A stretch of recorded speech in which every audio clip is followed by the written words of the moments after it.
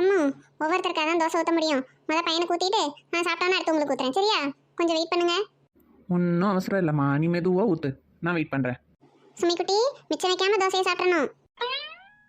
அம்மா தோசை என்ன இப்படி கருகி போயிருக்கு? எனக்கு இந்த தோசையெல்லாம் வேணாம். எனக்கு நல்லா முருகெல்லாம் ரோஸ்ட் தோசை ஊற்றி எடுத்துட்டு வாங்க. சரிம்மா, அப்போ அந்த தோசையை வேணா அப்பாட்ட கொடுத்துரு. அப்பா சாப்பிட்டுட்டு உனக்கு அடுத்த தோசை நான் முருகெல்லாம் ஊற்றி எடுத்துட்டு வரேன்.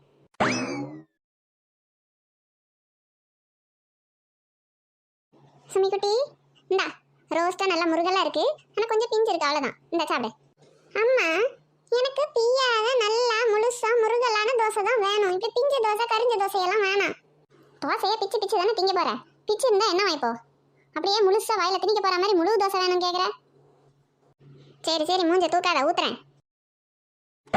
அம்மா ஏற்கனவே 2 தோசை சாப்பிட்டீங்க. எப்படியும் அந்த கல்லில் ஒரு 4 தோசை இப்படிதான் பிஞ்சு கரிஞ்சி ஒட்டிக்கிட்டு அப்படிதான் வரும். அதுக்கப்புறம் தான் நல்லா ஊற்ற வரும். இன்னும் 2 தோசை தானே, அதையும் நீங்களே சாப்பிடுங்க. அதுக்கப்புறமா நல்லா வரும்போது அவனுக்கு நான் ஊற்றி முருகெல்லாம் ஊற்றி கொடுத்துக்கிறேன். இல்லைன்னா என்னை இருக்க விடுதா பாருங்க. சட்ட கிழிஞ்சிருந்தா தச்சு